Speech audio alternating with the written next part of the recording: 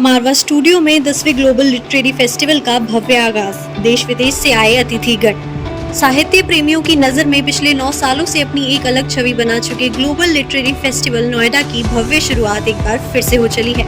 नोएडा स्थित मारवा स्टूडियो में 3 दिवसीय चलने वाले 10वें ग्लोबल लिटरेरी फेस्टिवल नोएडा 2024 का शानदार तरीके से उत्साह के साथ पहले दिन के पहले सत्र का भव्य शुभारंभ किया गया, जिसमें कला और संस्कृति से प्यार, शांति और एकता के लिए आज साहित्य क्यों मायने रखता है, इस पर परिचर्चा की गई। भारतीय संस्कृति के अनुसार द्वीप प्रज्वलन और गणेश वंदना के साथ कार्यक्रम की शुरुआत की गई। कार्यक्रम में देश विदेश से अतिथिगण ने अपनी उपस्थिति दर्ज कराई।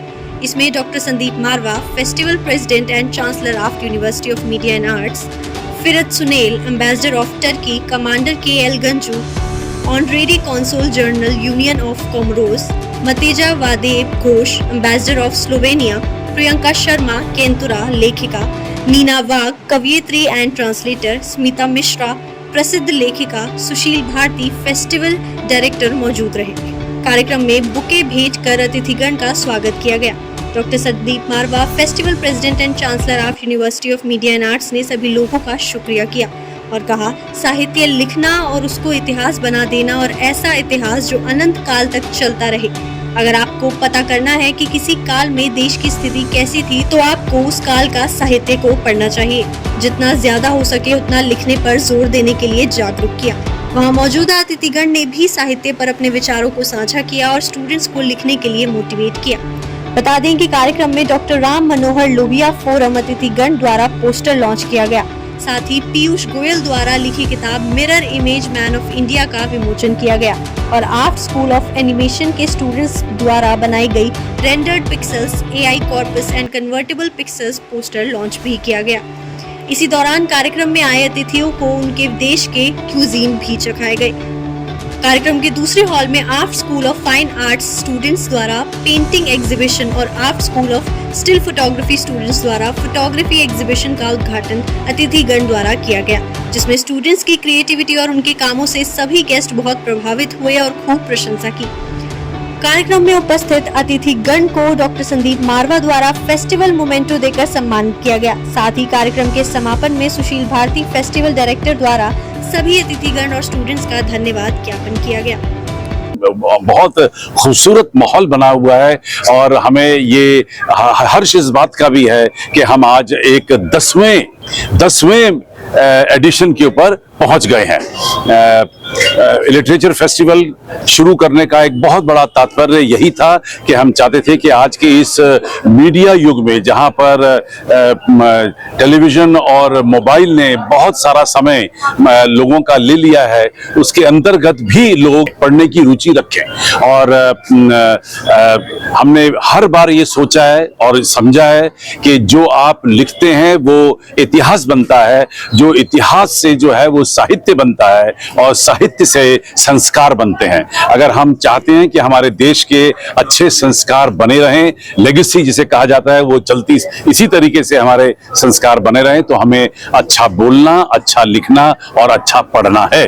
और इन सारी चीजों को तवज्जो देने के लिए ग्लोबल फेस्टिवल ऑफ जर्नलिज्म की रचना रची गई थी और आज इस 10वें डिकेड, एक 10वें फेस्टिवल की जो खुशी है वो मैं यहाँ आप सबके सामने बयान कर रहा हूँ। So much. This is a really very interesting and important event, and I'm very happy to be here because I am an ambassador but also an author, and literature really matters for me as a writer. And literature is a part and very important part of cultural diplomacy, and this is a part of our profession. As an ambassador of Turkey to India, I always pay special attention to cultural relations, and we are also in close relations in terms of literature. We are trying to participate as Turkey to all possible festivals, literary festivals, and my presence is also today, shows that we are very interested. Turkey was a guest of honor country earlier this year in Kerala, and we invited many Indian publishers and authors to Turkey last year, to the biggest book fair in Istanbul as focus country. So this is an important element in our relations, and with your assistance, interest and help, we will continue working in this regard. Thank you very much. Yeah, I'm really pleased and honored to represent Russia today at this wonderful event. I believe that this literary forum is a great platform for cross-cultural dialogue, and I hope that all the discussions which will be here during these 3 days will be fruitful and wonderful. Thank you so much.